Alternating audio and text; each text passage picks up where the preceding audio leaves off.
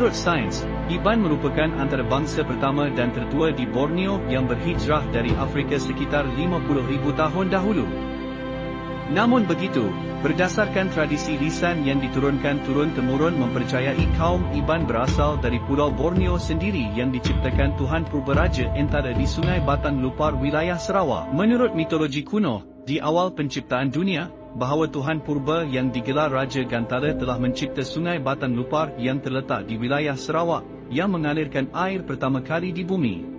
Istilah Iban adalah istilah yang berasal dari bahasa Iban kuno yang bermaksud manusia dan juga merujuk kepada orang, untuk membezakan bangsa manusia dengan makhluk roh dan para dewa. Terdapat beberapa versi tentang penciptaan Iban yang dipertuturkan turun-temurun, antaranya adalah, menurut versi Iban suku Kanoid, penciptaan Iban adalah berasal dari tanah ladu atau tanah kempur. Versi ini mempunyai kemiripan dengan versi penciptaan manusia pertama di Alkitab.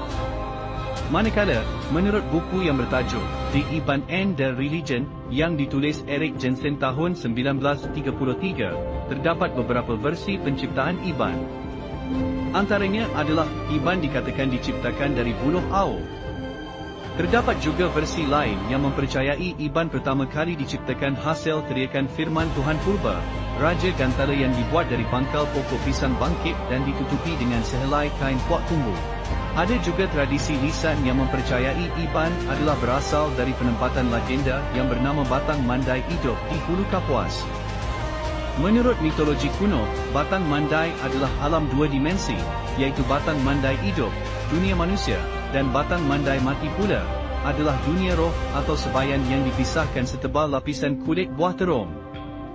Menurut sebuah legenda, penempatan Iban pertama adalah di Sungai Batang Lupar itu sendiri, sungai pertama yang Tuhan ciptakan di bumi.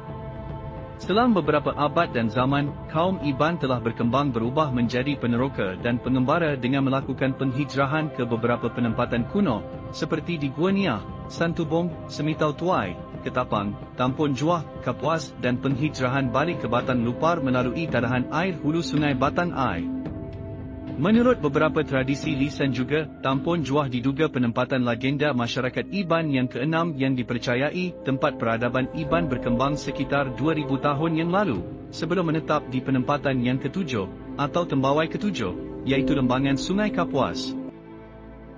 Menurut rekod hasil kajian mtDNA yang dilakukan oleh Simonson 2011 pula membuktikan bahawa Iban tergolong di dalam haplogroup M, iaitu haplogroup yang dikaitkan dengan migrasi zaman purba dari Afrika yang mendiami penempatan kuno di Gua Niah, Sarawak.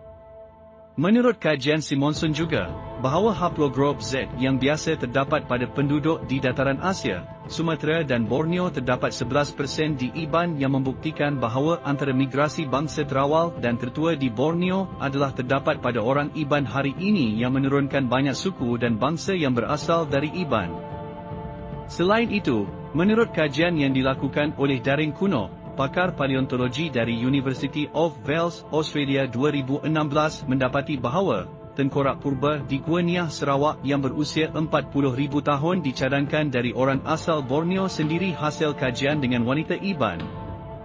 Bukti kependudukan Iban di Gua Niah zaman purba juga dibuktikan dengan beberapa peradaban kuno seperti warisan tulisan bergambar yang mirip dengan bentuk tulisan Iban, penemuan tembikar tanah yang sama dengan tembikar tanah Iban serta penemuan warisan budaya lain seperti budaya sabung ayam di dalam ritual pengebumian yang sama dengan budaya Iban.